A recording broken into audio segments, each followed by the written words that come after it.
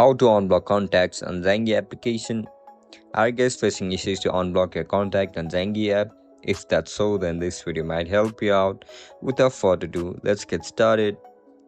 First of all, open Zengi app on your mobile device. If you don't know how to download Zengi app on your mobile device, then make sure to check out our guide on how to do it. After you open up the app, now log in into your account with your registered email and password. Once you get logged in, now scroll down, you will be provided with multiple options over here. Just tap on privacy and click on blocked. Select the contact that you want to unblock